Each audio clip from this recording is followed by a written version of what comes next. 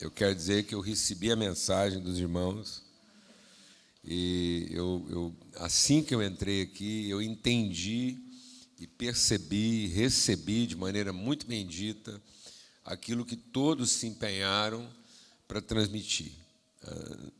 As boas-vindas de vocês estava traduzida no esforço de gerar uma cena que dissesse para nós todos, é naquilo que a gente já tem compartilhado há muito tempo que a gente quer receber vocês. Então, eu me senti totalmente em casa, porque eu compreendi, recebi a mensagem. E quero honrar essa mensagem. Por isso, a gente vai começar conversando aqui a partir da mesa. E vou ter a liberdade de mexer na cena. Então, o Vitor vai sentar ali, representando toda a congregação, no sentido da sua história, de tudo mais, compondo a mesma mesa. Amém? Eu vou pedir para colocar mais uma cadeira ali assim, do lado daquela. Uma do lado da outra. E elas vão ficar vazias. Pronto. A gente comprou a cena. Porque uma dessas cadeiras aqui é a sua. Então, ela representa a vida de cada um sentado na mesma mesa. Amém? Então, uma dessas, ela não está vazia. Toda hora que você olhar para ela, ela está ocupada por quem? Por você. E a outra está ocupada por todos aqueles que você gostaria e quer e crê que vão sentar nessa mesa, porque o lugar é deles. Amém? Por isso que são duas cadeiras aqui. Então, aqui está a família, os seus irmãos que vocês não conheciam, pelos irmãos que vocês conheciam mais pessoalmente, pelos irmãos que vocês conhecem intimamente todo dia. Então, a família está toda representada aqui. Amém? E também está representada no seu lugar. E ninguém vai sentar nele. É sempre o seu lugar à mesa. Amém? E também o lugar daquele que você crê, que Deus está trazendo para essa mesa e você vai guardar essa fé no seu coração. Amém? Então, toda hora que você olhar para cá, é essa cena que está montada. Louva a Deus pela vida do irmão que caprichou aqui e colocou aqui dois símbolos da mesa aqui, né, que representa a casa, o pão compartilhado e a toalha para lavar os pés. Então, a gente se submete, entendendo que o tempo todo que a gente vier passando aqui, tudo que a gente vai compartilhar aqui, a Lana falou de uma palavra de refrigério. Então, a palavra de refrigério que eu quero testemunhar, eu recebi até antes da mensagem, porque foi colocada no coração do irmão. E ele falou, pastor, você ouviu lá? Eu falei, eu vi, que estava lá o símbolo daquilo que a gente tem compartilhado, que é o alimento, mas é também a toalha que refresca, que traz refrigério. Entendendo que Deus já concedeu autoridade a todos nós. A gente já começou a conversar, viu, amado? Autoridade não tem nada a ver com poder. Poder é uma capacidade que a gente tem. Autoridade é quem a gente é. Autoridade traduz a sua identidade, a sua natureza, a sua essência. Então, o poder pode se opor à autoridade, mas não pode resistir. Quem tem autoridade pode sofrer oposição, mas nunca vai sofrer resistência. Porque, no fim, a autoridade prevalece sobre o poder. Por isso que, quando Jesus veio ao mundo, ele não veio em poder. Ele veio em autoridade. Talvez isso seja uma coisa que você está convivendo com uma cultura aqui. Vou falar uma coisa séria. Às vezes, a gente está tão carregado dos nossos pressupostos que a gente não consegue perceber o que Deus já preparou numa terra para a gente. E a gente está tão obcecado em trazer nossas relíquias que a gente não tem a liberdade de ver o que Deus já tinha preparado na terra para aquilo que a gente vai compartilhar. A cultura japonesa tem uma percepção de autoridade muito interessante. Por isso, ele é tão ciente daquilo que é as competências dele, que ele faz isso no limite da excelência. Então, você já deve ter observado que na cultura japonesa tradicional, todos se dedicam ao máximo da sua excelência. Mas ele não tem dificuldade, ao contrário do que muita gente pensa, de reconhecer a excelência do outro e de se submeter a ela. Talvez muitos brasileiros aqui estão sofrendo porque acham que a cultura japonesa é resistente. E não é. Ela é exigente. E como nós temos uma cultura que ainda tem um viés escravo muito forte, nós ainda estamos muito acostumados a pensar como escravo e não como nobre. E aí os brasileiros que têm uma mentalidade às vezes escrava vêm aqui e encontram um ambiente onde o pensamento é mais de nobreza. E acha que é uma resistência. E não é. É uma exigência. E aí as pessoas acham que vão fazer de maneira relaxada. E vão encontrar uma cultura resistente. Não, ela não é resistente. Ele está disposto até a te ensinar.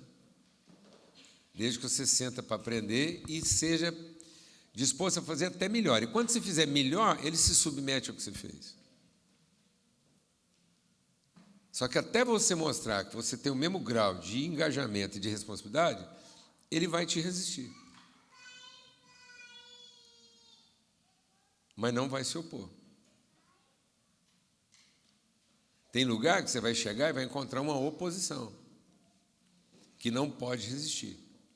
Aqui você está encontrando uma resistência que não quer se opor.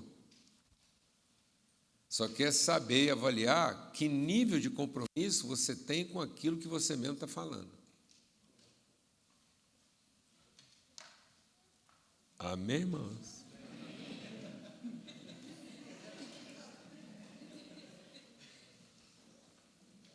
Tem algum japonês aqui mergulhado na cultura que poderia me corrigir se eu estiver errado?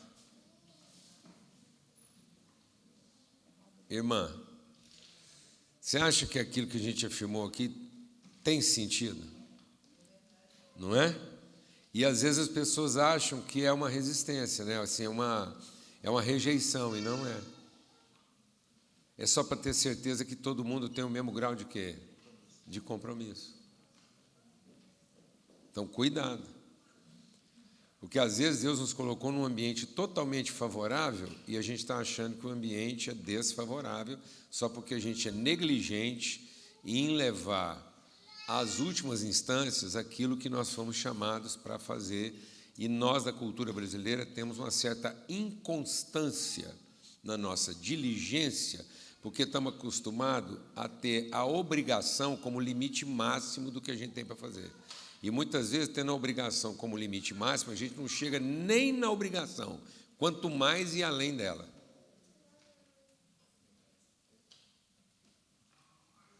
Amém?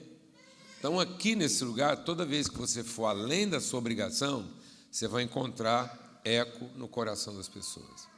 E é por isso que eu queria honrar aqui. Porque a mesa que nós vamos conversar aqui hoje, durante o dia todo, é para lavar os pés. E o que Jesus estava fazendo quando ele lavou os pés?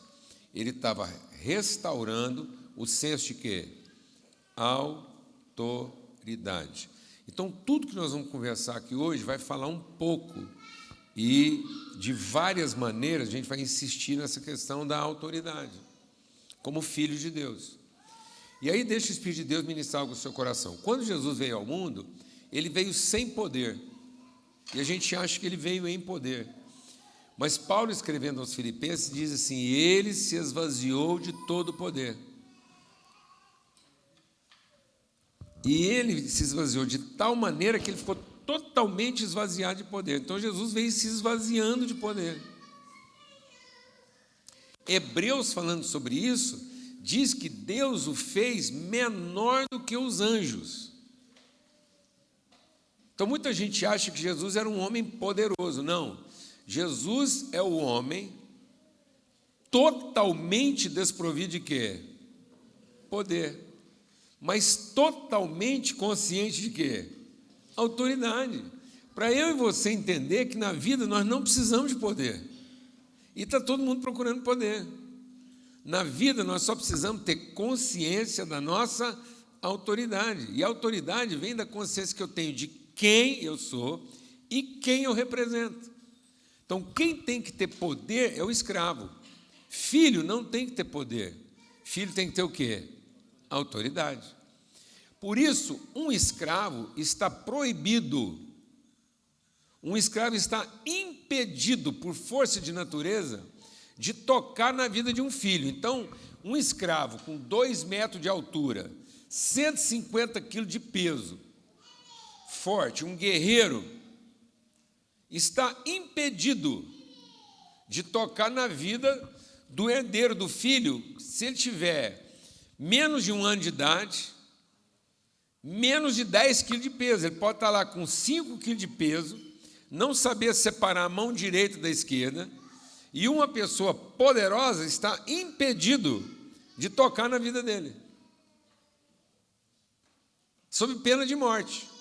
Foi isso que Davi entendeu na relação com Golias. O que Golias representava? Poder. E o que Davi representava? Autoridade. E como é que o Davi percebeu que era uma relação autoridade e poder?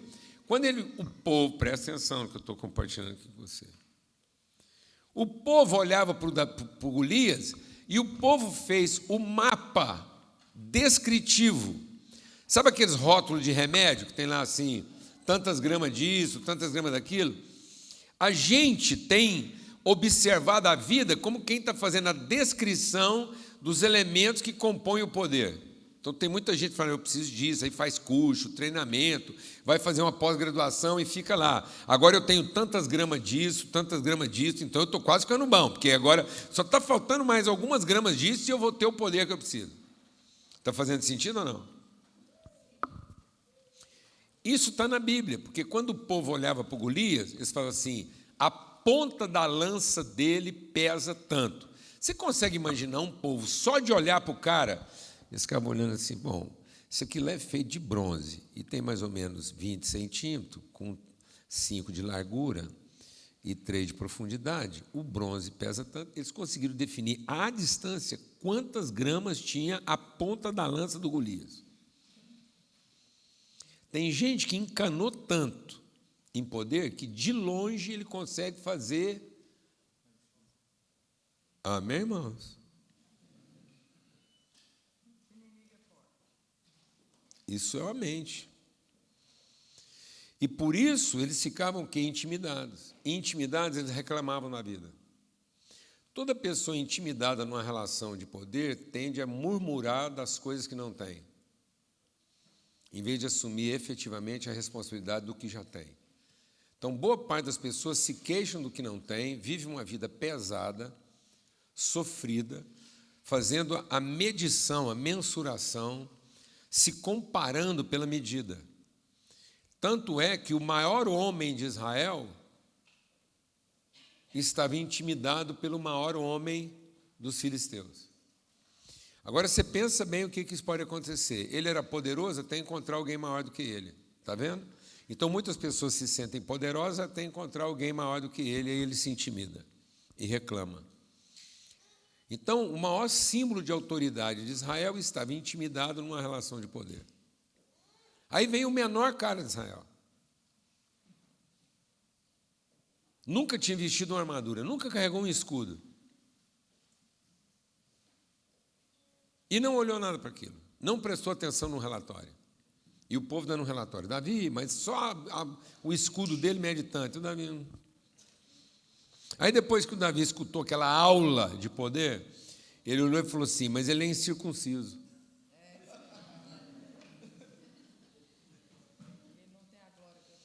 Ele não é um quem representando outro quem. Ele é só um amontoado de quês. Cuidado para você não ficar um monte de quês, sem certeza de um quem. Quem procura poder se torna um amontoado de quês, sem certeza de um quem. E Jesus vem nos lavar dos nossos quês. A mesa é para você lembrar quem você é e de quem você foi gerado. Amém? Para que os seus pés sejam lavados. Porque a palavra de Deus diz que o que conquista o mundo não é o poder das nossas mãos. É a autoridade dos nossos pés. Não adianta todo o trabalho que você está fazendo nessa terra com as suas mãos, se até hoje você não pisou aqui com os seus pés. Não adianta você passar aqui 30 anos com as mãos cansadas de tanto fazer o seu quê. Se até hoje você não pisou aqui com a consciência clara de quem você é e quem você representa nesse lugar. Por isso Deus não vai fortalecer suas mãos antes de lavar seus pés.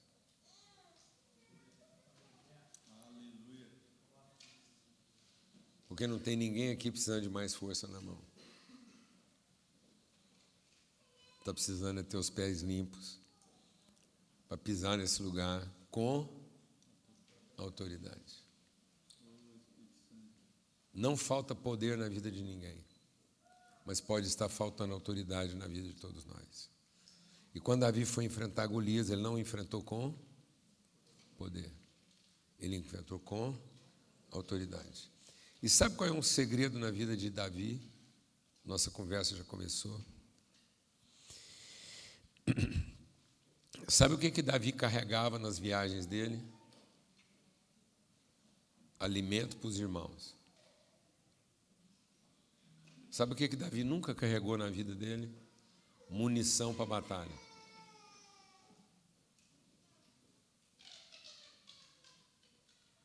O tempo todo Davi gastava sua energia carregando alimento para os irmãos.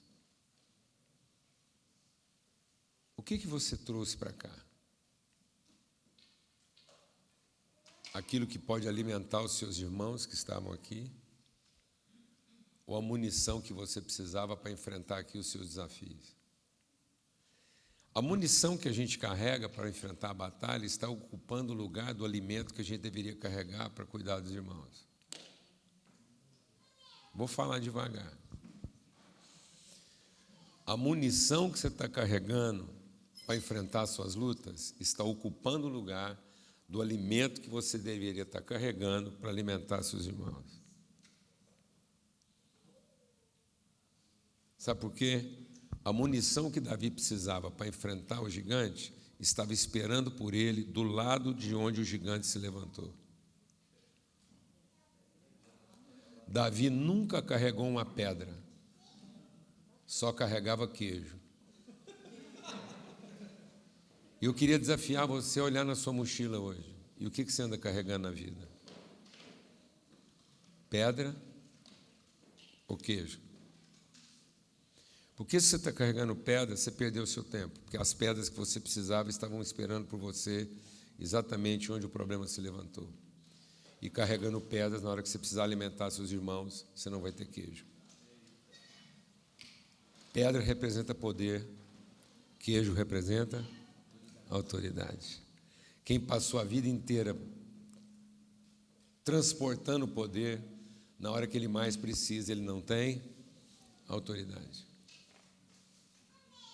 Sendo que todo o poder que ele precisava estava esperando por ele exatamente do lado onde o problema se levantou. E quanto maior for o problema, mais fácil fica de você achar as pedras. Glória a Deus. Amém? Quanto maior fosse o gigante, mais fácil ficava para o Davi saber exatamente onde estava a pedra que ele precisava para matar ele. Se o gigante fosse pequenininho, Davi talvez teria levado mais tempo em achar as pedras.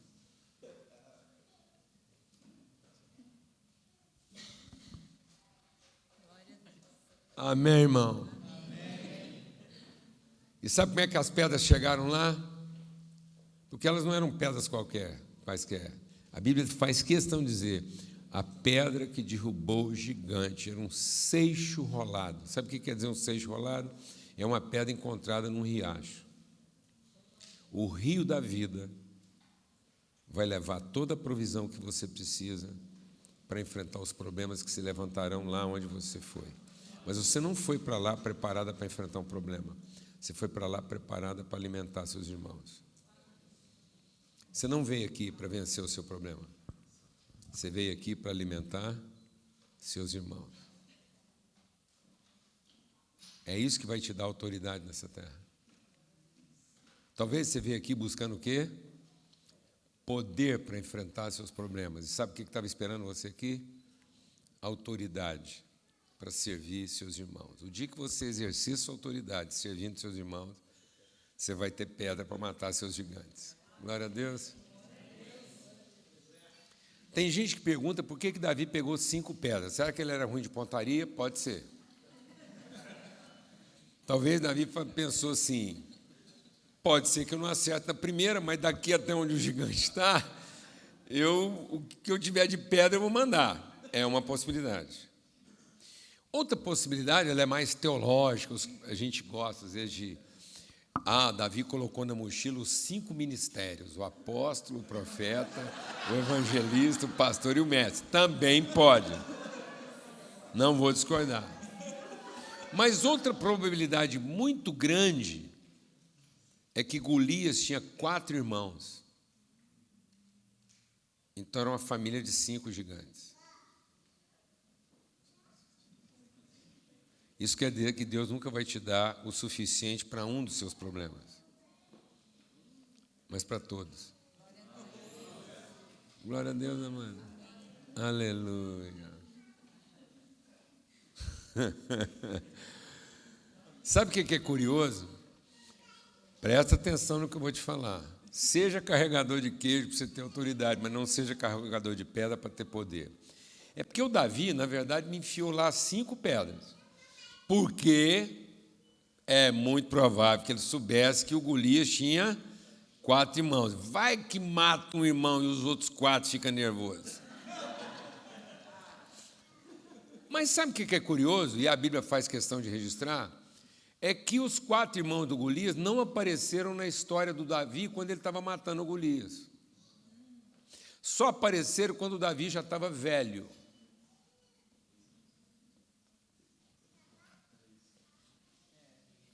E como Davi era carregador de queijo para os irmãos e não carregador de pedra para o gigante, quando o Davi já estava velho e não podia mais matar os seus gigantes, um filho de Davi, comedor dos seus queijos, matou o gigante de Davi quando ele mesmo não podia matá-lo. Mas se você for carregador de pedra e tiver velho, e um dos seus gigantes, querendo se aproveitar do fato que você já está velho, se levantar contra você, carregando pedras, você não vai ter quem mate o seu gigante quando você mesmo não puder matá-lo.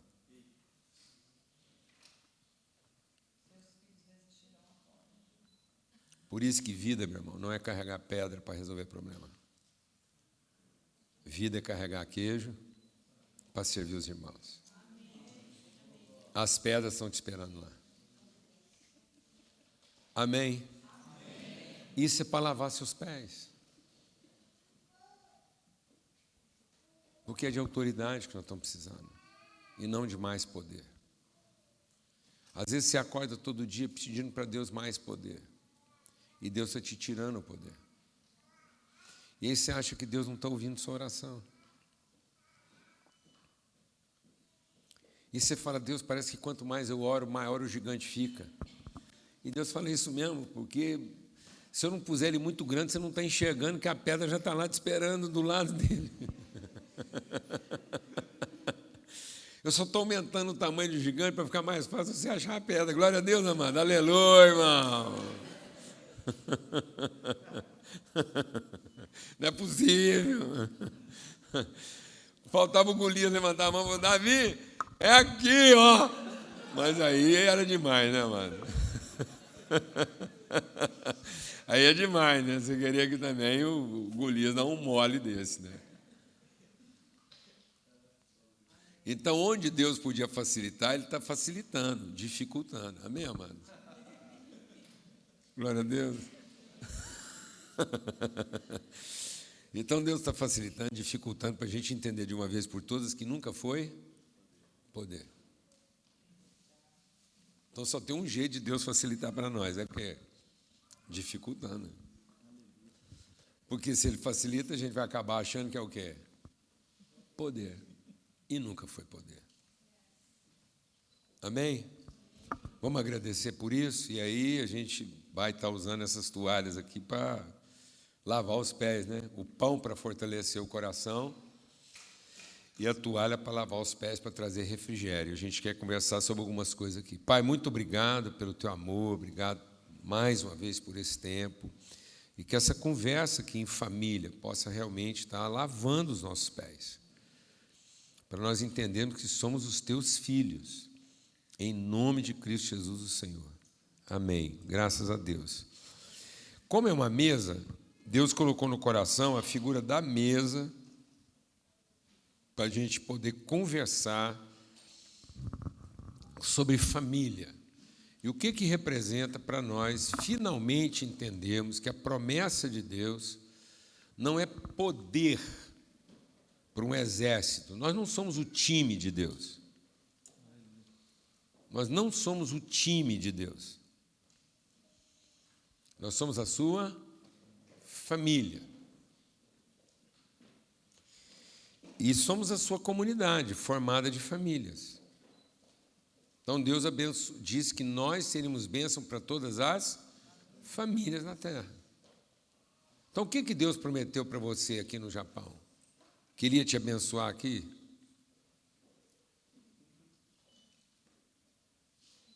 Deus não prometeu que ia te abençoar no Japão. Deus te abençoou para você estar no Japão. Aleluia. Então, se você veio aqui para ser abençoado, eu vou te dar uma dica. Você volta lá. Recebe a bênção. Aí você volta abençoado. Para que você seja aqui bênção para todas as famílias que estão aqui. Todas elas. Você é a bênção desse lugar. Você não veio aqui para ser abençoado. Para de pedir que Deus te abençoe. E peça para Deus abrir os seus olhos para todos aqueles que Ele quer abençoar através de você. Amém? Aleluia. Então, é aí que o nosso entendimento vai sendo transformado. E por isso a gente quer compartilhar nesse sentido. E aí eu quero ler com vocês o texto que está lá em Lucas, só para a gente entender o espírito da coisa aqui.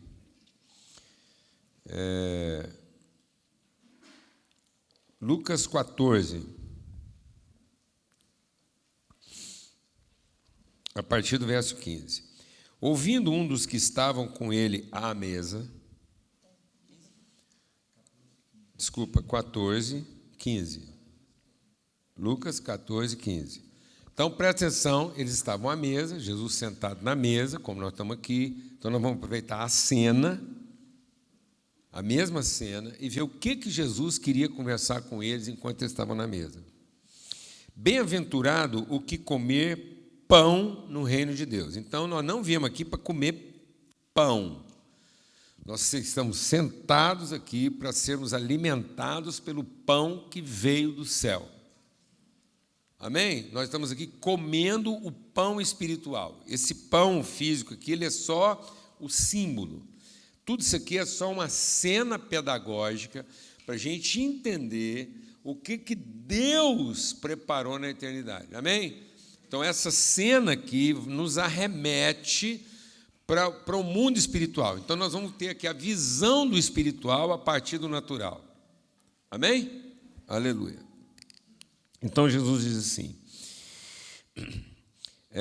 Um certo homem fez uma grande ceia e convidou muitos. À hora da ceia, mandou o seu servo dizer aos convidados: venham, que já está tudo. Diga comigo, está tudo. Está tudo. Está quase tudo preparado? Não? Tem alguma coisa preparada? Tudo é tudo, amados. Amado, tudo inclui todas as coisas, não exclui coisa alguma. Amém? Então vira para o seu irmão e fala assim: tudo é tudo.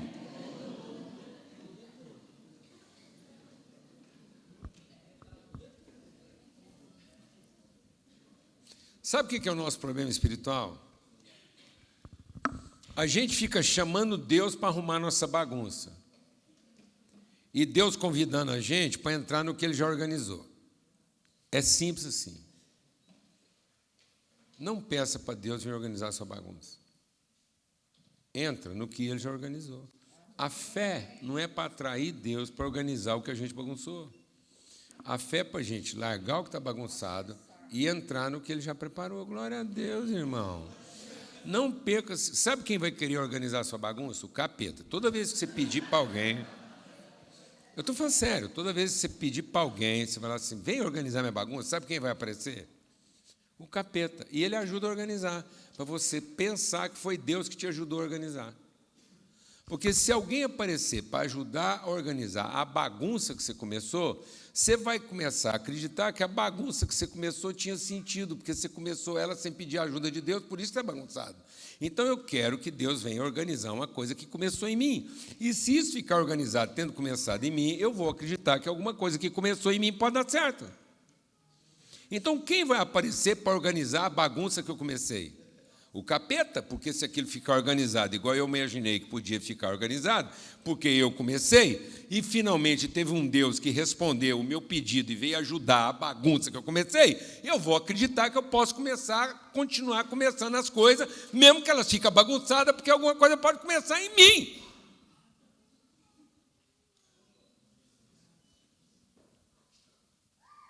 É isso.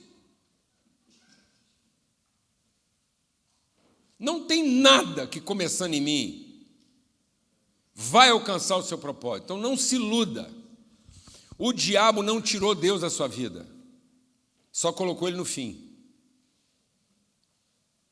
Para que você comece alguma coisa e depois peça para Deus aparecer, aprovando o que você fez. Nós estamos fazendo isso no culto. Sabe qual é a igreja que nós desenhamos? Uma coisa que a gente organiza, a gente planeja, a gente define a liturgia, a gente escolhe os hinos, a gente resolve o que vai ser feito. E aí está tão bem feito que até Deus vai gostar, a gente começa e Deus vem. Então, todo culto nosso, quem chega por último? Fala, irmão, vamos ser honestos para assumir. Quem está chegando por último? Quem sempre chega atrás? Quem chegou adiantado no culto? Nós. O pregador, os organizadores, os adoradores, todo mundo chegou. Quem chega depois? Deus aí. Porque só depois que ele começa a escutar as músicas, as orações, ele fala: gente, parece que está acontecendo um culto bom nessa cidade. E a gente é tão presunçoso que a gente acha que Deus está lá meio sem palpite, qual culto que ele vai, mas tem um culto bom, que é o nosso. Os outros é fraco. Bom mesmo é o nosso. E a gente chega a convidar as pessoas com essa presunção. Fala: rapaz, você tem que conhecer minha igreja, porque lá Deus vai. Todo domingo é lá que ele... As outras, de vez em quando, ele aparece, mas lá na nossa, não. Lá as orações são respondidas. Deus não sai de lá sem estar quebrantado. É começar nosso culto. Começa nosso culto, Deus já vai quebrantando, Ele não aguenta nosso louvor. É Deus vai assistir nosso culto e vira para os anjos e fala assim: gente, estou até arrepiado. Não, hoje eu tenho que abençoar esse povo, não tem condição, eles acertaram todas.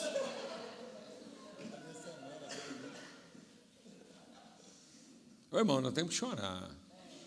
Está muito ruim. Se você fosse um pai de família, com muitos filhos, e você olhasse assim na cidade onde cada filho seu mora, E se você, sendo um pai de família, com muitos filhos, e os seus filhos moram cada um num lugar da cidade, e se você, sendo um pai de família, tivesse que escolher qual dos filhos você visitaria naquele dia específico que você saiu para visitar seus filhos, qual filho você visitaria primeiro? O que está com dificuldade, com problema, enfiou o pé pelas mãos, ou aquele filho que está fazendo tudo certinho e tal, e que vai te esperar fazendo o que você gosta?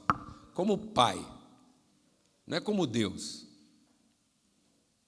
Eu não estou perguntando você como Deus, saindo para receber o culto que você merece. Não, você como pai, saindo para visitar seus filhos, por qual você começaria?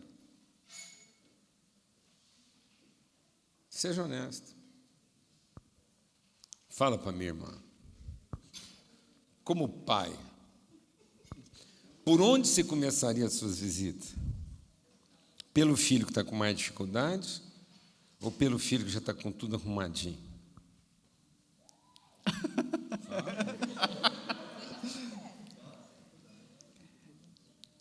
Com um que está com dificuldade, né? É mesmo. Então quer dizer que se Deus for pai, considerando a possibilidade de Deus ser pai, a chance dele estar indo num culto ruim é maior do que ele estar indo primeiro no culto bom.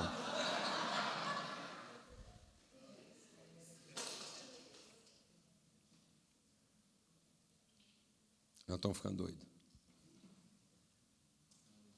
Nós estamos enlouquecendo. Achando que Deus é um pai com mania de divindade. E não um Deus com compromisso de paternidade. Nós estamos achando que Deus gosta de ser reconhecido como Deus e não conhecido como pai. Por isso que o filho que fez tudo certo ficou indignado quando percebeu que o pai tinha atenções para o filho que fez tudo errado.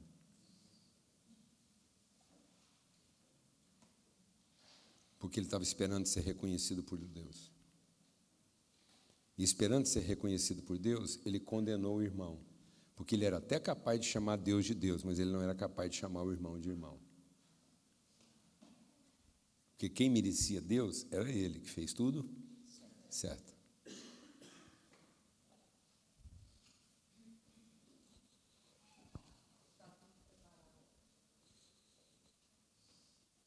Amém, irmão? Deus é Pai. Nós não precisamos de Jesus Cristo para mostrar que Deus é Deus. Por isso, para revelar que Ele é Pai, Jesus tinha que vir sem poder. Mostrando que é uma relação de autoridade. Nunca foi poder. Nunca foi poder. Na hierarquia celestial existe querubim, serafim, arcanjo e anjo. Querubim é CEO, serafim é chefe de departamento, arcanjo é gerente de produção, e anjo é chão de fábrica. Então você tem chão de fábrica, gerente de produção, chefe de departamento, CEO. Jesus tinha menos poder do que o menor dos anjos.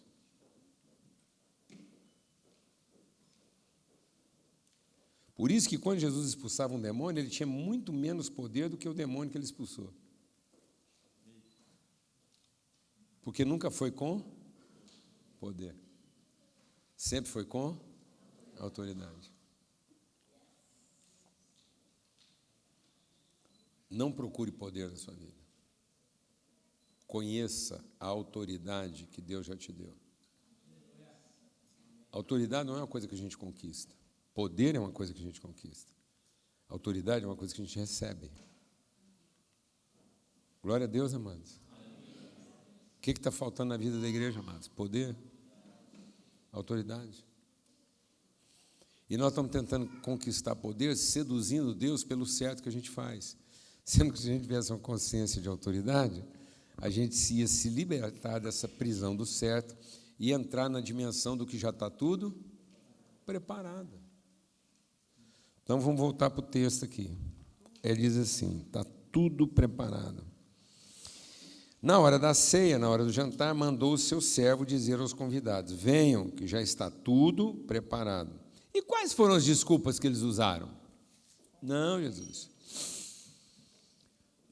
Agendei no prostíbulo. Foi isso que ele falou? Não? O que ele usou como desculpa? Não, nós vamos fazer um assalto hoje. Foi? Não? Estou chocado. Então quer dizer que as pessoas não se desculpam com o errado? Então não é o errado que está atrapalhando as pessoas a entrar no que está tudo preparado? Amém, irmãos? Então não são os nossos errados que estão nos impedindo de entrar no tudo preparado? Não! Estou chocado, eu achei que era, porque nós estamos dizendo que o que está atrapalhando a humanidade é porque tem gente no prostíbulo, é porque tem gente fazendo assalto, é porque tem gente adorando outro Deus, é isso que está atrapalhando a vida deles, mas nós não, nós fazemos tudo certinho.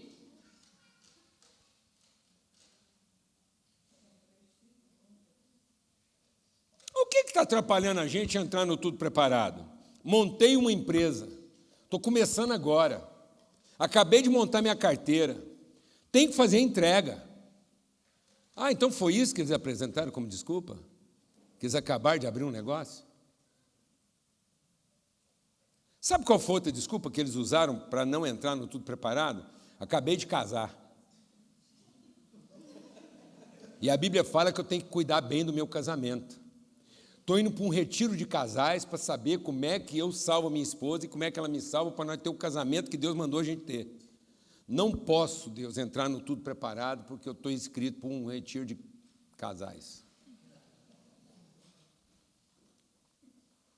Deus, não posso entrar no tudo preparado porque eu acabei de fazer a minha inscrição para uma conferência sobre liderança eficaz.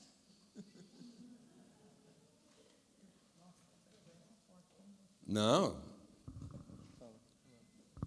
Não é forte, não, é chocante. Não, a sequência aqui é chocante, né?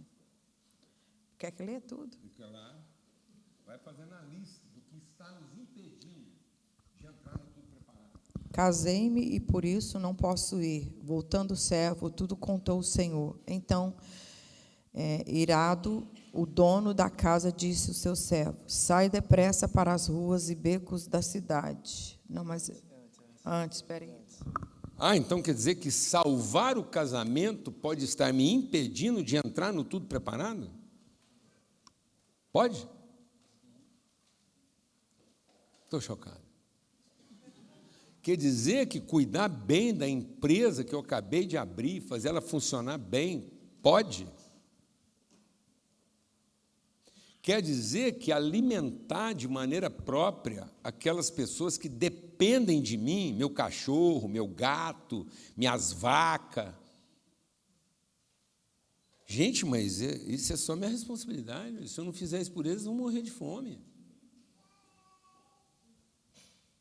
Júnior, interessante que o verso... Quer dizer, só um segundinho, quer dizer que enterrar meus defuntos?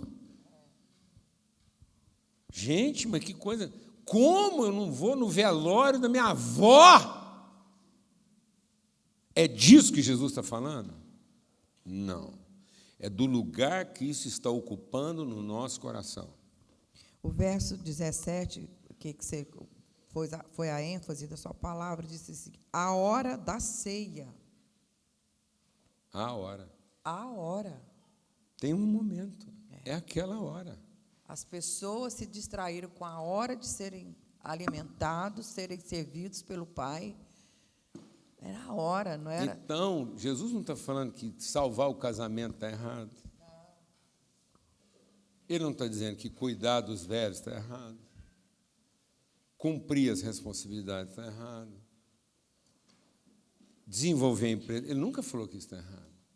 Ele só disse que se a gente não prestar atenção, isso pode estar nos distraindo quanto àquilo que Deus já preparou. E a gente começar a achar que, no fundo, as coisas dependem de quem? De nós. E aí, deixa o Espírito de Deus ministrar algo no nosso coração aqui essa manhã. Há uma diferença entre ser pronto e estar preparado. Então, muita gente, na tentativa de estar preparado, nunca é uma pessoa pronta. Deus não quer que você esteja preparado, Deus quer que você seja pronto.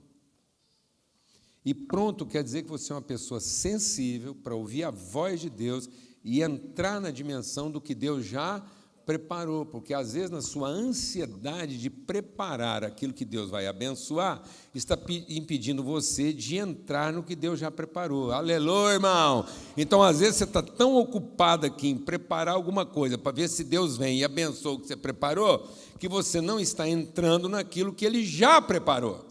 Então a fé não é a expectativa de que Deus vai aparecer naquilo que eu organizei. A fé é a certeza que eu vou entrar naquilo que Ele já organizou.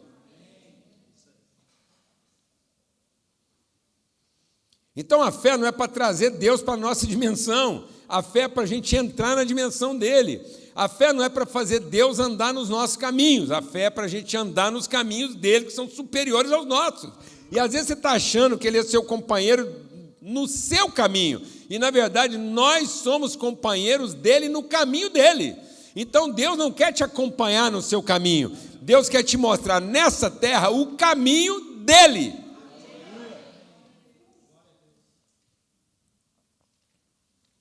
Eu fico pensando como Amém. mãe, o tanto que eu, na infância, os meus meninos, né, eu ficava assim, convencendo os meus meninos, senta agora, vamos comer, agora é hora de comer, presta atenção, a mamãe fez essa comida. E aquela angústia que eu ficava ali, eu estou aqui muito. Como é que a gente faz isso com Jesus? Querendo servir a gente, alimentar a gente, para a gente poder ficar forte, para cuidar desse casamento, para cuidar dessa terra. É porque a gente é muito crente na nossa capacidade de organização. Meu Deus.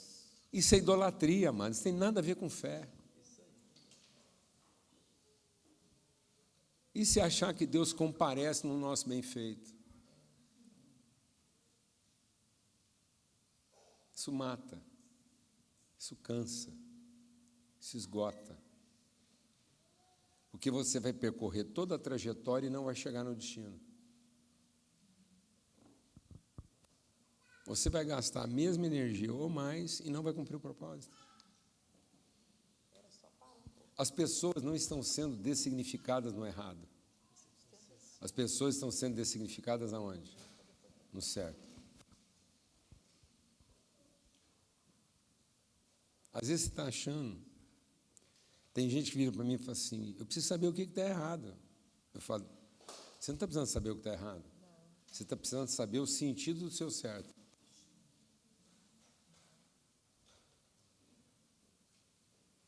Porque a chance de ser amaldiçoado no certo é muito maior do que ser amaldiçoado no errado. Um pai tinha 2 filhos, um fez tudo errado e reencontrou o pai, o outro fez tudo certo e nunca encontrou o propósito. Aquela história lá, a gente concentrou no filho errado. Sendo que aquela história era Jesus conversando com os fariseus para chamar a atenção do filho que fez tudo certo. Então, aquela história nunca foi para contar a história do filho errado. Porque a história do filho errado acabou certa. Sem campanha de evangelismo, sem distribuição de folhetos, sem nada.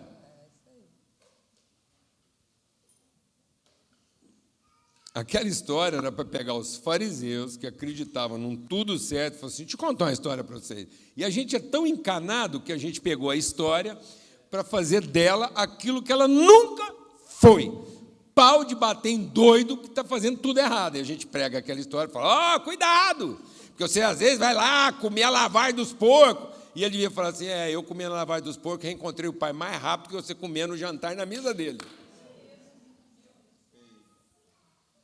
Eu estou aqui comendo com os porcos e achei o caminho de casa. Você está tomando a Santa Ceia e até hoje não encontrou seu pai, porque você senta na ceia comendo ela por direito. Achando que você finalmente sentou nela porque você alcançou o direito. E a primeira coisa que você cortou da mesa é os que comem com o porco. Ponto. Qual foi a primeira cadeira que nós tiramos da mesa do Pai? A cadeira de quem come com os porcos.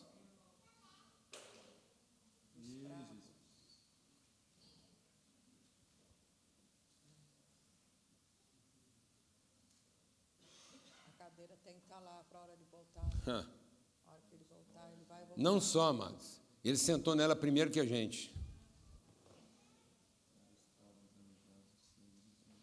Está aqui, ó. Quem sentou lá, amados? Quem sentou lá, amados? Os que não tinham desculpa do certo. Os que tinham a vida toda errada. Leia aí, Mateus. Traga os pobres, aleijados, cegos e os mancos. Vá pelos caminhos e valados e obrigue-os a entrar, para que a minha casa fique cheia. Eu lhe digo, nenhum daqueles que foram convidados provará do meu banquete. A parábola do filho pródigo era para contar a história do filho pródigo, mano? Por que a gente batizou aquilo de parábola do filho pródigo? A gente tinha que ter batizado aquilo de parábola do tudo certinho.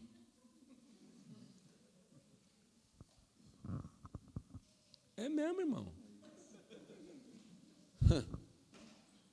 Pensa um trem desse, Vitor.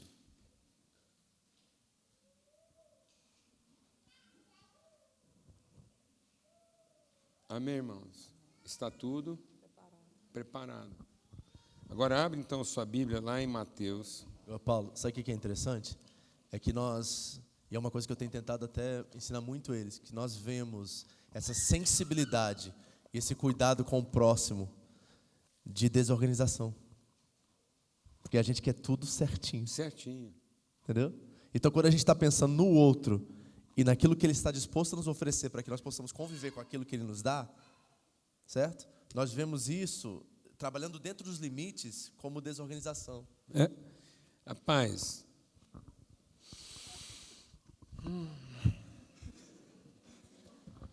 Deus não colocou um tudo errado na sua vida para você organizar ele. Deus colocou um tudo errado na sua vida para você ter coragem de se desorganizar em favor dele.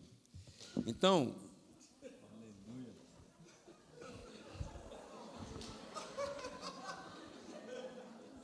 na boa, amados, Jesus precisava ensinar o povo sobre amor. Amor. Então Jesus falou assim: vou contar uma história para vocês sobre amor. 3 pessoas saindo de um culto. Os membros da mesma congregação. O pastor, o líder de louvor e o melhor dizimista.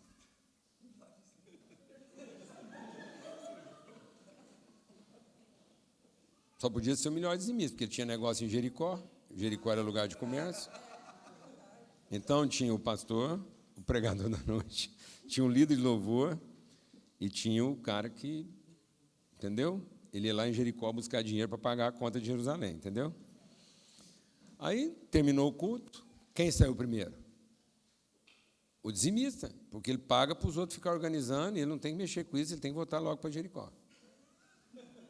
Amém? Depois, quem sai logo depois dele? O pregador. Porque o pregador acaba logo o trem, ele não tem que ficar lá organizando as coisas, ele pode ir embora mais cedo. Quem sai por último depois do culto?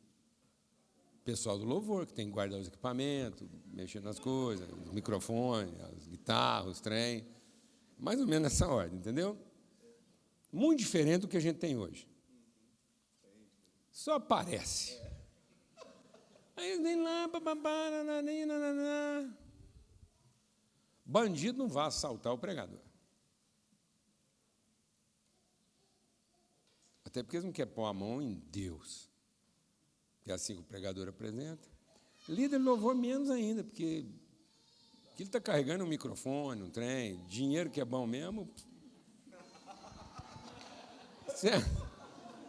A cilada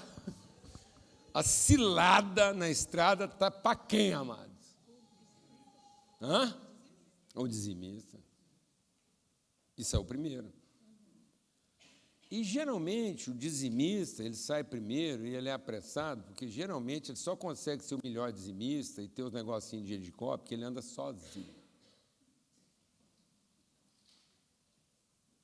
Quase não acontece aqui, mas, de vez em quando, acontece. Esse cara está tão focado em tocar o negocinho dele, que acabou o culto e já foi abençoado, o pastor pôs a mão na cabeça dele, derramou o óleo, ele pode voltar logo para Jericó, porque o trem dele mesmo, lá, está pegando, é em Jericó, ele só vai em Jerusalém para garantir que Deus vai comparecer lá em Jericó, sendo que Jericó era um trem que Deus falou que não era nem para levantar de novo.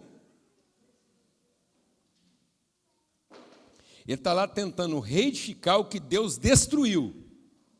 Mas ele ainda vai lá em Jerusalém buscar a bênção dele para ele continuar ganhando e faturando em Jericó.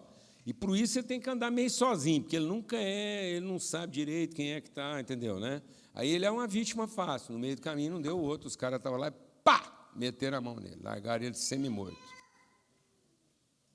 Jesus está falando de quê, amado? De business. Jesus está falando de liderança de igreja?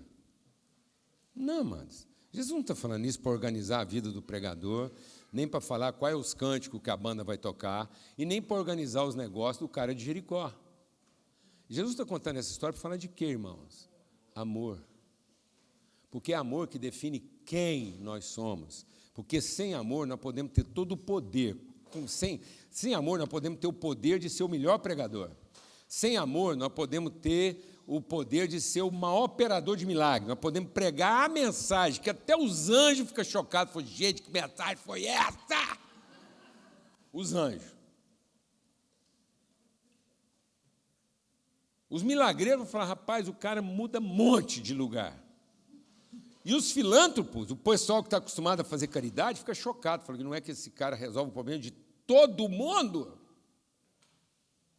Filantropia, milagre e pregação não vai transformar a vida das pessoas. Se isso não for expressão de quê? Amor. Se isso for só demonstração de quê? Poder. É muito poder sem nenhuma. Está faltando poder na igreja, amado, para pregar boas mensagens? Não. Está faltando poder na igreja para operar milagres, amado? Não. Está faltando poder na igreja para fazer filantropia? Não. Então, por que nós estamos vivendo um drama na igreja para transformar e abençoar a cidade que nós fomos levantados para abençoar? Porque nós estamos fazendo isso sem autoridade. Sem amor. Porque é o amor que faz a gente entrar no que já está tudo preparado.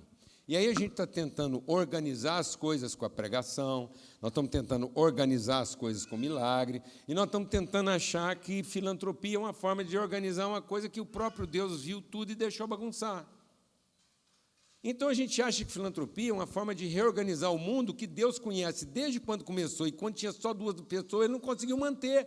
Então Deus é muito bagunçado, porque ele tinha só 2 pessoas para cuidar e não conseguiu manter a organização, o trem bagunçou só com 2. Agora, com esse tanto de gente, ele levantou nós para poder ver se organiza o que ele deixou estragar.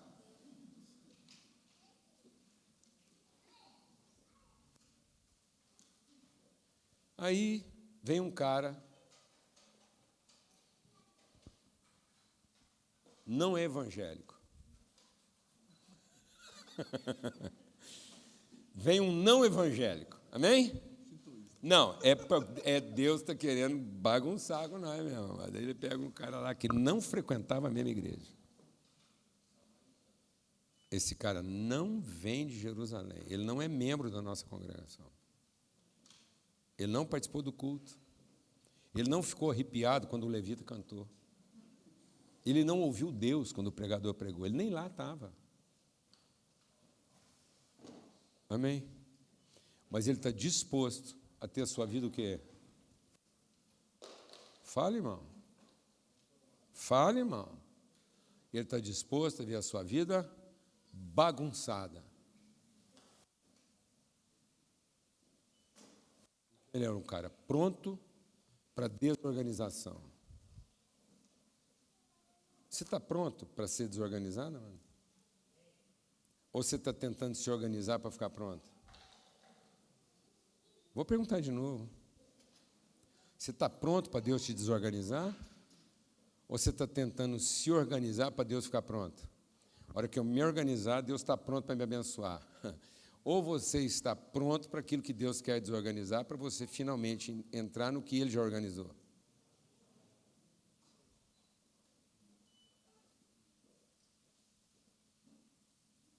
Foi isso que aconteceu.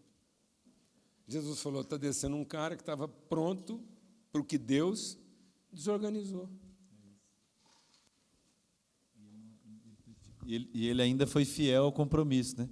Porque tem hora que a gente olha e fala, não, mas se eu parar aqui, eu não vou fazer aquilo que... Não, ele estava pronto para fazer aquilo. Ele era um cara responsável, ele não era um cara bagunçado.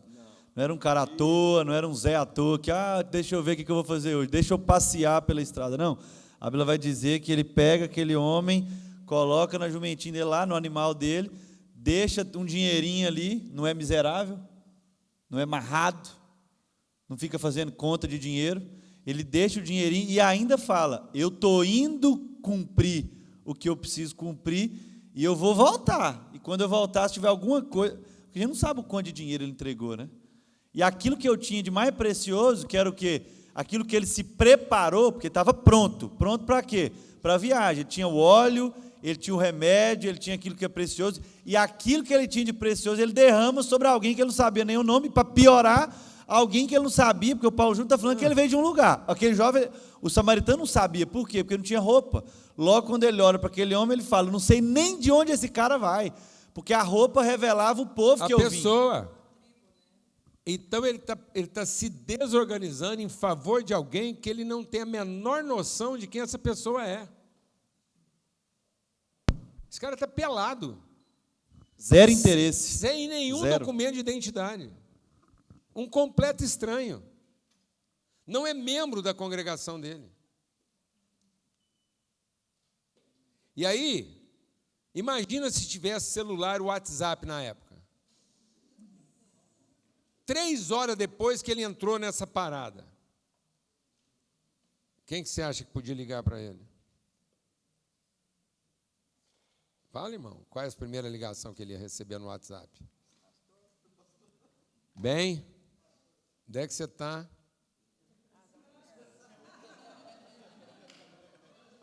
Uai, bem, encontrei um cara aqui no meio do caminho que tinha acabado de assaltar ele.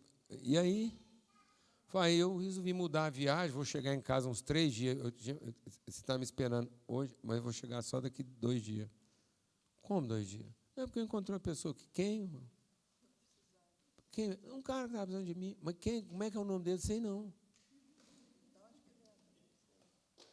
Ele é parente? Não. Você conhecia ele? Nunca vi. Escuta, mas você tinha combinado de chegar aqui em casa hoje, meia-noite. Eu falei, pois é. Deu ruim, perdi o trem. Ô, irmãos, qual o segundo telefonema que ele podia receber no WhatsApp?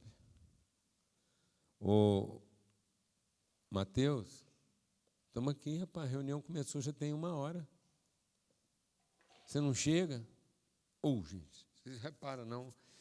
Eu estava numa parada aqui, estou a pé. Roubaram seu cavalo? Não, tem um meio morto montado nele. Atrasou tudo. Mudou o plano. Porque eu estou pronto. Esse cara é desorganizado, mano? Então eu vou te falar por que esse cara não é desorganizado. Sabe por quê? Porque ele chegou lá na hospedaria, ele assumiu uma responsabilidade com o dono da hospedaria e falou assim, em 3 dias eu estou de volta. O dinheiro para esses 3 dias está aqui. Quando eu voltar, se você gastou alguma coisa a mais, eu te pago. Esse cara é desorganizado, mano? Esse cara é desorganizado, mano? O cavalo dele funciona, mano? Esse cara tem cavalo para viajar, mano? O carro dele é revisado. Quer saber se o cara é organizado? O carro dele é revisado. Troca óleo. Dá para fazer uma viagem diferente. Ele está programado a viajar 100 quilômetros, agora ele vai ter que viajar 300. Ele é organizado? Ele tem dinheiro para pagar a conta dele e dos outros?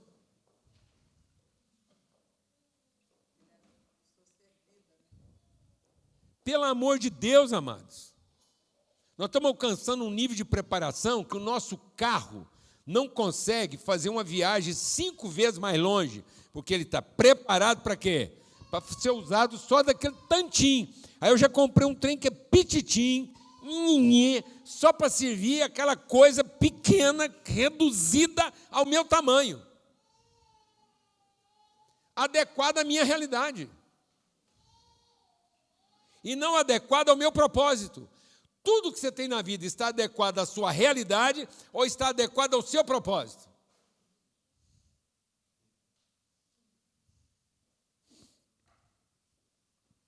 O que você carrega no bolso paga as suas necessidades ou paga os seus desafios?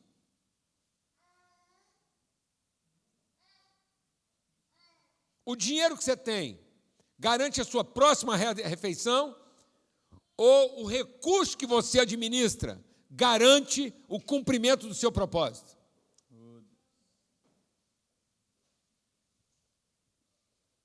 Tem gente que me pergunta assim, quanto dinheiro você precisa? Eu falo, todo.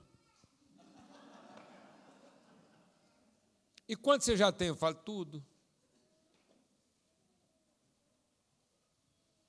Porque eu não estou conversando com meu patrão. Com o patrão a gente fala sobre salário. E salário é uma coisa que você nunca sabe se é tudo e se vai dar para... E é todo. Salário é um trem que nunca é todo e nem dá para tudo. Mas quando eu estou conversando com meu pai e ele me manda fazer alguma coisa, eu sei que eu vou ter todo do meu tudo e vou ter tudo do meu todo. Pronto, assunto encerrado. Então, a única coisa que eu não vou conversar com meu pai é sobre o quê? Recurso. Todo o tempo que eu tiver que conversar com meu pai, eu vou conversar sobre o quê? Propósito. Recurso eu converso com o patrão. E mesmo conversando, sempre vai ser pouco, porque patrão é mesquinho e sempre paga menos do que devia. E a gente sempre tem menos do que precisava. Então, por isso que eu não converso com recurso, com o patrão. Eu converso com quem? Com meu pai. Amém. Glória a Deus, amados. Aleluia. Estamos em casa? Estamos prontos? PJ, é interessante que os estudiosos dizem que provavelmente, estava construindo a história ali, eu estava me lembrando de um encontro com o mestre, ele contando sobre isso, que provavelmente naquela cultura, o levita, quem saiu primeiro na viagem foi o levita, né? Por quê? Porque ele diz o seguinte, esse professor contava o seguinte, que o levita ele ia a pé, agora o líder ele ia de carroça. Então, provavelmente, o levita não tocou naquele homem porque que ele pensou, opa, é a mesma estrada, o meu mestre passou por aqui, nem tocou nele, eu vou pegar? Exatamente. Então, o líder religioso, que com o recurso que tinha, com a carroça, não podia colocar o que ele fez, um homem que nem do povo era, foi andar a pé para aquele homem subir dentro daquele cavalo. Sendo que o líder religioso nem precisava ter ido a pé, porque andava de carroça. Exatamente. Isso é muito E o forte. homem que assumiu o compromisso optou por ir a pé para colocar o cara no cavalo dele. E sabe qual a outra razão? Porque talvez nem o religioso, nem o levita puseram a mão naquele homem? Para não se contaminar e ficar desqualificado por serviço que eles prestavam. Então, muitas vezes, nós não queremos perder saindo do o poder, culto, hein? Voltando do culto. Voltando do culto, você não quer perder o poder, então você acha que envolvendo uma coisa que aparentemente não te diz respeito, vai comprometer seu poder, sendo que é isso que vai te dar autoridade. Porque aquele homem não tinha roupa, então o líder religioso pensou, eu posso estar tocando impuro. Podia ser da congregação dele. Então a defesa do poder está tirando a nossa autoridade. E a autoridade está no nosso absoluto conhecimento da vontade de Deus, fazendo com que a gente o quê? Entenda que toda vez que Deus permite um problema na nossa vida, é para nos desorganizar o suficiente para que a gente esteja pronto para o que Ele já organizou. Glória a Deus, amados. Entra no que já está preparado. Mas não fica pedindo para Deus vir organizar o que só está organizado porque foi a gente que começou. Só está desorganizado porque foi a gente que começou. Se Deus vier organizar o que a gente começou, Ele nos amaldiçoa. Então, Deus não vai organizar o que você começou. Deus vai acabar de arrebentar com tudo para você parar de perder tempo com aquilo que não devia nem ter sido começado. Então, às vezes, você está se perguntando, exato, é uma casa na areia. Uma casa edificada sobre a areia é uma casa, mano. Tem cara de casa, tem jeito de casa, tem quarto de casa, tem cozinha de casa, tem cama de casa, tem roupa de cama de casa. Mas vai cair. E quanto mais certa ela der, maior a chance dela cair.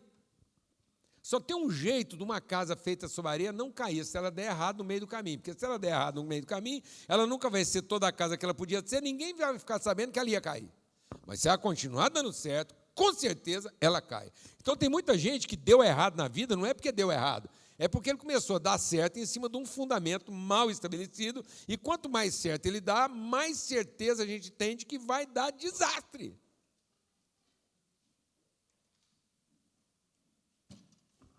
Então Deus vai acelerar o tempo do desastre, para a gente não ficar perdendo tempo com uma coisa mal começada.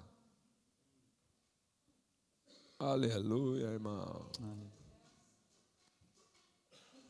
Amém? Ô, PJ, e é interessante porque esse texto, como eu sempre cresci na igreja, eu sempre ouvi esse texto de uma outra perspectiva, né? Eu sempre encarei esse texto pensando assim, né? A gente vai para o ministério infantil, a gente ouve as histórias, falando o seguinte, ó, certo dia, né? O homem é aquele que ouve as minhas palavras e as pratica, é como um homem que constrói a sua casa sobre a areia, beleza? Veio a tempestade, veio o vento, destruiu. E aquele que ouve e as pratica é como aquele que construiu sobre a rocha. Então eu sempre pensava assim, mas tem que ser muito burro para escolher areia e rocha. Porque no Ministério Infantil tinha lá o desenho da areia e o desenho da rocha. Então tinha o filminho lá, areia e rocha. Aí um olhava para cá e escolhia. Eu falei, gente, mas tem que ser muito burro, porque você sabe que vai cair. E aí quando eu fui para o texto, para o evangelho, esse texto está em 2 evangelhos diferentes, mas quando eu fui lá em Lucas para poder ler dessa maneira diferente, a Bíblia vai dizer o seguinte, isso muda a nossa chave, porque é aquilo que você está compartilhando. A Bíblia vai dizer, o homem que ouve as palavras e a pratica, é aquele que cavou. Então não é areia e rocha, é areia e rocha. E para construir sobre esse fundamento tem que cavar, e é cavar que nos gera autoridade, né? Mas a gente não quer tempo para cavar. Nós queremos escolher entre areia e rocha, nós não queremos cavar. E é cavar que é no sofrimento, é no choro, mas é só cavando que dá a nossa autoridade. E é uma esperteza. Construir sobre a areia é uma esperteza comercial. Porque construir sobre a areia gasta menos tempo, menos recurso e menos esforço. Então a Bíblia diz, não é que ele não vai construir a casa, ele vai construir a casa. Mais rápido, mais barato e com menos esforço. Só que ele vai construir uma casa que vai cair. A Bíblia não diz que talvez caia. Deus vai garantir que a casa caia. Porque todos os símbolos que derrubam a casa não falam de capeta, falam de Espírito Santo. É vento, é água, é rio. Não tem demônio nessa parada não, amados. Aleluia. Quem está chacoalhando o mundo não é demônio. Deus diz, eu vou sacudir os fundamentos desse mundo para que o que é abalável seja abalado. Você acha que Deus é que está te ajudando e o capeta te sacudindo? Vou te falar uma coisa, não, amado. O capeta está te ajudando e Deus te sacudindo. Aleluia! Glória a Deus. É o capeta ajudando e Deus sacudindo, amado. E nós achando que Deus ajudando e o capeta sacudindo. Que conversa, amado. Que bobagem. É o capeta ajudando você a ir rápido e Deus ir lá e balançando. Olha que você fala, agora ficou bom, Deus vem dar uma balançadinha, pô, cai tudo de novo. Oh, Deus, pelo amor de Deus, né? O Senhor está me ajudando ou está me atrapalhando? Eu falo, não, estou te ajudando. E só tem um jeito de eu te ajudar, é te desorganizar. Amém, amados?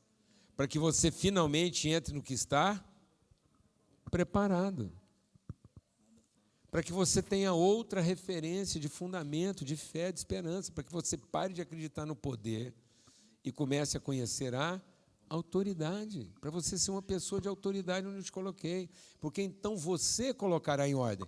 Por isso que a palavra de Deus diz lá para Paulo escrevendo a Tito: Tito, meu verdadeiro filho, por isso eu te deixei aí, para que você coloque em ordem o que ainda não está.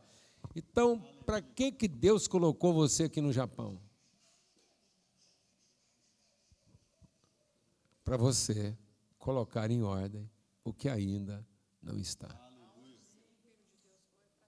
Onde um filho de Deus for colocado, ele é um instrumento de Deus para revelar o que já está pronto. Com essa autoridade. Então você não veio aqui para se organizar. Você veio aqui para ser instrumento de organização. Numa coisa onde aparentemente está tudo organizado. Amém, irmãos? Mas você encontrou uma cultura que vai se submeter à sua autoridade quando perceber que você tem autoridade para revelar para eles o que eles ainda não sabem, porque você aprendeu a respeitar o que eles já sabem.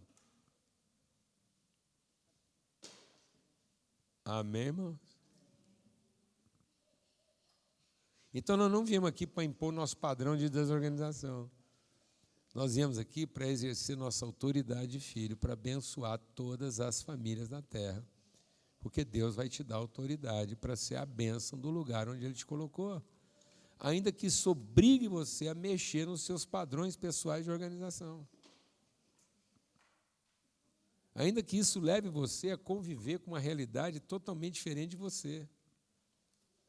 Ainda que isso leve você a pagar uma conta que aparentemente não é a sua, enquanto você está querendo que a sua conta seja paga. Então você não veio aqui para que a sua conta seja paga, você veio aqui para pagar uma conta que aparentemente não é sua. Mas se você tomar essa atitude e essa posição, você vai descobrir um recurso que Deus já disponibilizou a você, porque já está tudo preparado. Não te falta coisa alguma, em nenhum lugar da sua vida. Não fique tentando trazer Deus para o casamento que você está tentando salvar. Entra no casamento que Deus lá na eternidade te deu. Porque senão, tentando organizar seu casamento, você vai acabar não entrando naquele que Deus já preparou. E eu quero terminar essa parte aqui, antes da gente orar, falando da conversa que eu e o Luca tivemos hoje bem de manhã, e foi muito legal, só eu e ele lá às 6 e pouco da manhã. Eu falei, Luca, seguinte, presta atenção numa coisa. Esquecendo das coisas que para trás ficam, eu avanço para aquelas que estão diante de mim. Quem inventou o futuro? Sabe quem inventou o futuro? O capeta. Porque para Deus só existe um dia. Que dia? Hoje, porque é o dia eterno. Então, para Deus, eternidade não são vários dias. Eternidade é um único dia que de tão intenso ele nunca acaba. Então, para Deus, eternidade é um dia de sol de meio-dia. Amém? Por isso a sua luz, a vida de um justo é como luz da aurora, que vai brilhando, brilhando, brilhando, até se tornar dia perfeito. O que é o dia perfeito? É o dia onde você está debaixo de tanta luz que não tem sombra. Você quer saber que você alcançou a plenitude do dia? Não tem sombra, não tem nenhuma imagem projetada, só tem imagem revelada. Então, você está diante da absoluta revelação de quem você é. Então, você quer entrar numa dimensão de paz, você quer entrar numa dimensão de convicção, de certeza, de fé, de eternidade? É só você ter absoluta convicção e certeza da pessoa que você de fato é. Você tem a eternidade de Deus diante dos seus olhos. Então você não está chamando Deus para garantir o seu futuro. Você está conversando com Deus para ter revelado o seu eterno. Amém? Então toda hora que você está pensando na vida, você está pensando sobre o seu eterno. Por isso, quando Deus fala de amor através de Paulo em 1 Coríntios 13, ele diz assim, sabe o que é o amor? É você ter tanta plenitude, você conhecer a Deus de modo tão pleno. A plenitude de Deus habita em você. E essa plenitude ocupa todos os espaços da sua vida, de modo que você conhece você como você é conhecido. Então, o Evangelho é para que você se conheça como Deus te conhece. E não que você queira que Deus te conheça como você se conhece. Então, o Evangelho não é para você convencer Deus que Ele ainda não sabe de você o que Ele precisava saber para te abençoar à altura que você merece. Então, o evangelho não é para você ficar se explicando diante de Deus, para ele finalmente convencer que o seu problema é grave e ele resolver te ajudar.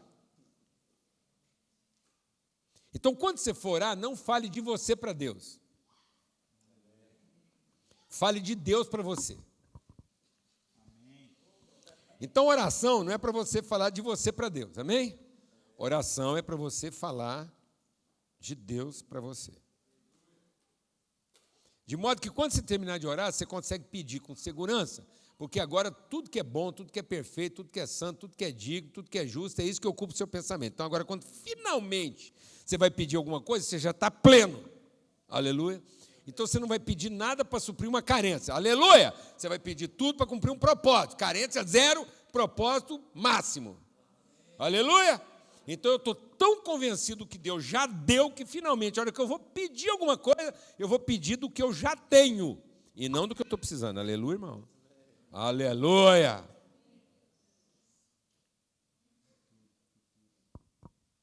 Então, a oração é para eu conversar com Deus sobre o meu eterno. Aí, a hora que eu estou pleno do meu eterno, eu falo, então agora dá para pedir. Amém? Porque se eu não estiver pleno do meu eterno, eu vou acabar pedindo uma coisa segundo o meu passado, na expectativa do meu futuro. Aí lascou tudo. Por que foi o capeta que inventou o futuro? Porque ele falou assim, no dia em que você fizer, então você será. Então ele pegou uma pessoa que já era, porque foi abençoado, e arrumou uma pessoa que ainda não é e que está com vontade de ser. E ele fez a coisa mais desgraçada, porque ele falou assim, tem um jeito de você ser a pessoa que você ainda não é, mas gostaria de ser.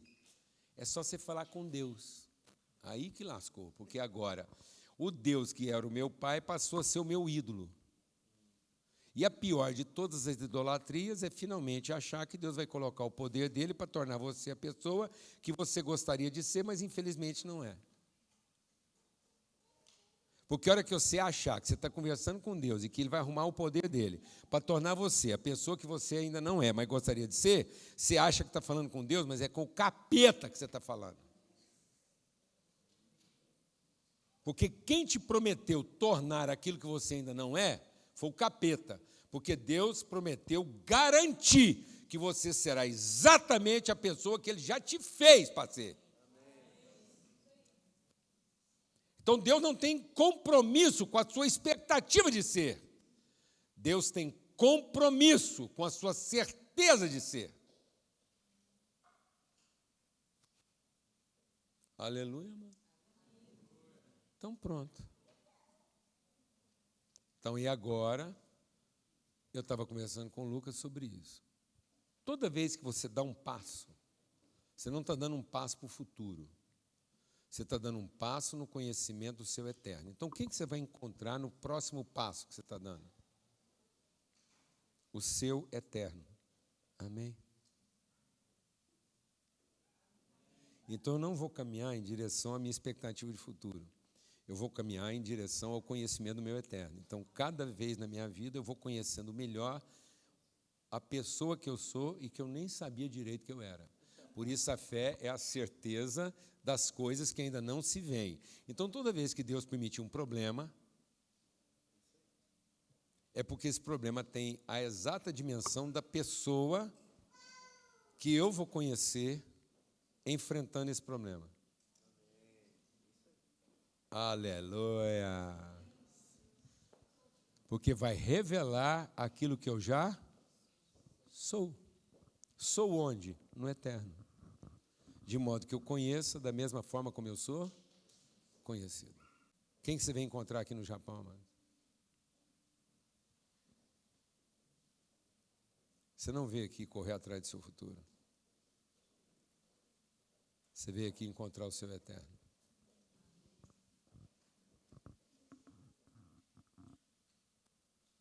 Liberte-se das suas expectativas de futuro, para você finalmente encontrar aqui o seu eterno.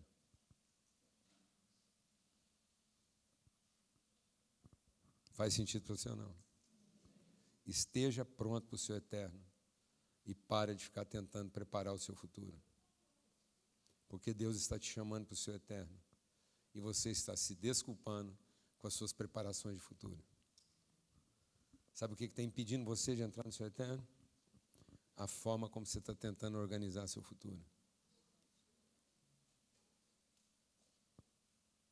Seja o seu eterno no seu casamento, mas não tenta fazer esse casamento ficar bom no futuro.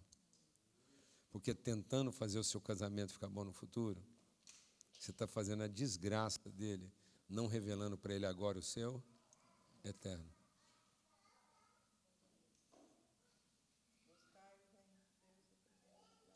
Glória a Deus. Quem crê nessa palavra? Esteja pronto para o seu eterno. O banquete não é amanhã, né, PJ? Não, é hoje. É o que a Laninha falou. Na hora de começar. É agora. O dia que se chama hoje. Então, esse encontro aqui hoje é um convite para você entrar no seu eterno. Fala, Deus, eu vou orar agora. Eu quero que meus olhos sejam iluminados para eu entrar no meu eterno. Porque se eu entrar no meu eterno, eu vou ter toda a autoridade que eu preciso. Exatamente onde eu não tenho nenhum poder. Eu não tenho poder para o meu casamento no futuro.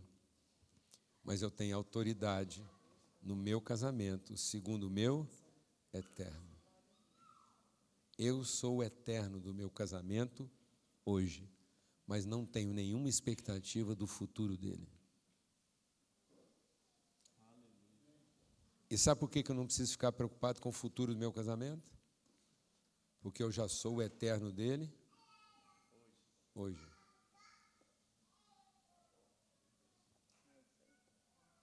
Quem crê nessa palavra? Sabe por que você pode ficar despreocupado com o futuro da sua igreja? Porque você já é o eterno dela hoje. E cada passo que você dá, você vai encontrando uma expressão melhor do seu eterno. Bem-vindo ao seu eterno, amados.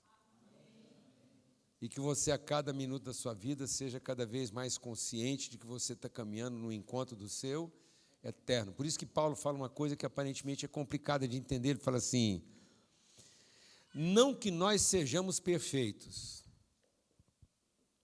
mas nós caminhamos para a perfeição uma vez que já somos perfeitos. Ué. Como é que eu posso caminhar para a perfeição uma vez que eu não sou perfeito, sendo que eu já sou perfeito? Então, eu sou perfeito ou não sou perfeito? Eu sou perfeito. E é exatamente porque eu sou perfeito, eu sei que eu não estou perfeito. E porque não estou perfeito, eu vou ser aperfeiçoado segundo o perfeito que eu já sou. Mas eu não tenho a expectativa de ser um perfeito. Eu tenho a certeza de, sendo perfeito, eu poder ser aperfeiçoado, porque eu não estou perfeito. E por que eu sei que eu não estou perfeito? Porque eu sou perfeito. Então, eu sendo perfeito, sei que eu não estou perfeito. Mas eu não desanimo porque eu não estou perfeito, porque eu sou perfeito. E sendo perfeito, eu posso continuar sendo aperfeiçoado sem a ansiedade de ser perfeito. Então, eu não tenho a ansiedade de ser perfeito e nem a culpa de ser imperfeito. Então, às vezes, é difícil você conversar com a pessoa e a gente está conversando com a pessoa, ela está falando do seu problema que está claro. Você está entendendo ou não? Você não é perfeito. E você olha para ela assim com a maior paz e fala assim, eu sei. Mas como você pode falar que você não é perfeito com essa calma? Simples, porque eu sou perfeito. E é exatamente porque eu sou perfeito, você acha que você vai conseguir me estressar falando o tão imperfeito que eu estou? Porque antes de você tentar falar para mim o quão imperfeito eu estou, deixa eu te dar uma notícia, eu durmo e choro a minha imperfeição todos os dias.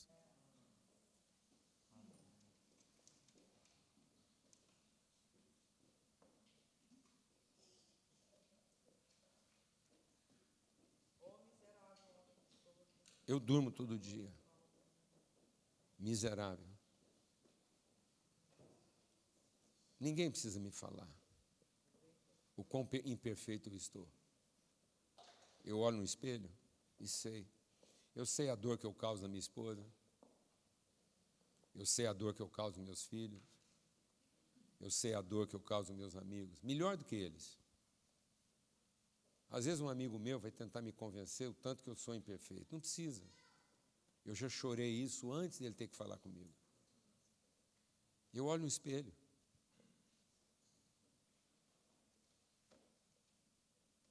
Eu choro todos os dias a minha imperfeição.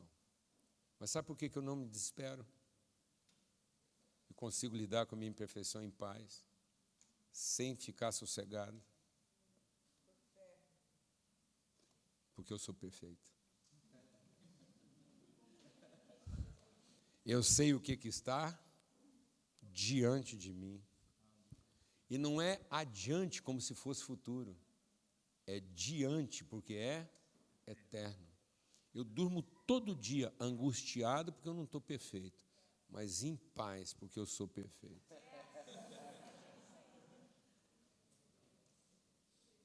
Amém, mano? Aí eu acalmo a minha imperfeição com a minha perfeição. Aleluia. Recebe.